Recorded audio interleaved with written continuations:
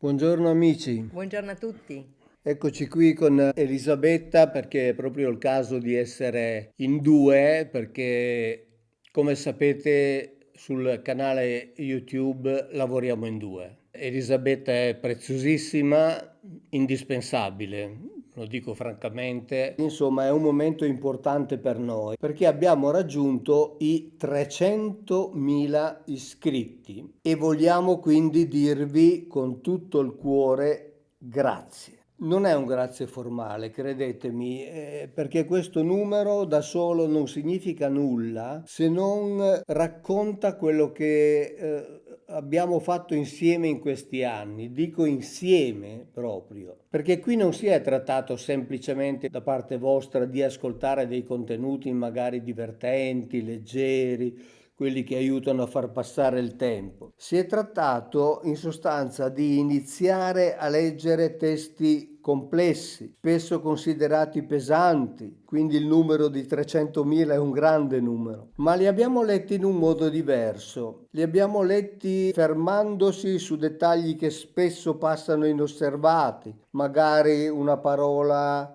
sulla quale bisogna distinguere tra plurale e singolare, un verbo che non torna, una traduzione che sembra ovvia ma non lo è, una traduzione che è palesemente errata ma creduta vera per secoli, insomma, quindi un argomento tutt'altro che leggero e quindi questo numero è un numero che ha una grandissima validità per noi. Molti di voi ci scrivono: da quando vi seguo rileggo i racconti antichi, i testi antichi in modo diverso, con maggiore attenzione. E questo è davvero il punto e la nostra grande soddisfazione.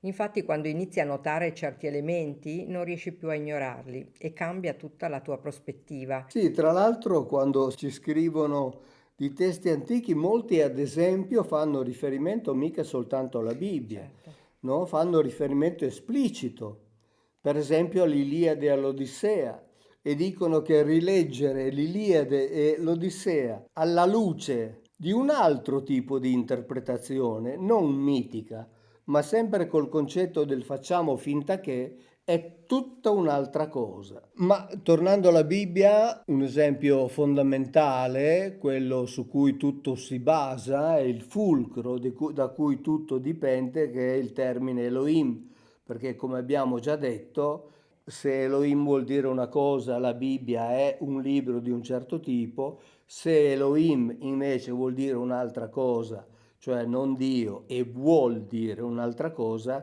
la Bibbia cambia completamente di significato. Io direi che diventa molto affascinante. È una forma plurale, lo sappiamo, il plurale porta con sé spesso anche verbi e aggettivi al plurale. Quegli esempi che abbiamo fatto, tipo per esempio facciamo l'uomo a nostra immagine e somiglianza, dove sia il verbo che l'aggettivo sono al plurale, non sono un'interpretazione, è grammatica e quindi la domanda è inevitabile, perché è scritto così? E la risposta ovviamente l'abbiamo data nel corso dei vari video che abbiamo registrato. Sì, e che abbiamo dedicato proprio alla lettura di Genesi. E anche un termine che sempre incuriosisce i nostri ascoltatori è proprio il termine ruach, tradotto quasi sempre con spirito, ma che indica vento, aria in movimento, qualcosa di molto concreto. Troviamo anche altri termini come kavod,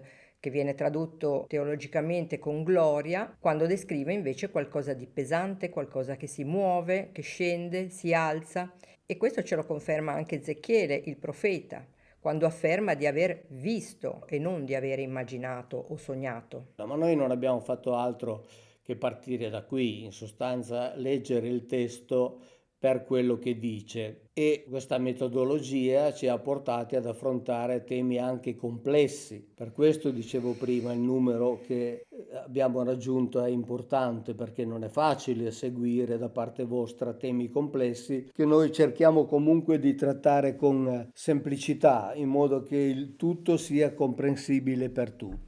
Quando abbiamo parlato di potere, di quella che qualcuno chiama la casta, abbiamo visto nei testi antichi delle dinamiche che con facilità riconosciamo anche oggi, a dimostrazione di quanto la Bibbia sia attuale. Ne abbiamo parlato anche con David Icke, ad esempio, e come venga utilizzata per condizionare parte dell'umanità e anche per giustificare atti che normalmente vengono considerati o definiti crimini di guerra. Quando abbiamo affrontato ad esempio i protocolli degli anziani savi di Sion, non ci siamo fermati alla domanda veri o falsi, ma abbiamo affrontato il problema vero. Abbiamo analizzato il testo e ci siamo posti il problema non della verità, ma della veridicità dei protocolli. E quando abbiamo detto per esempio che Gesù non era cristiano, non era una provocazione, ovviamente,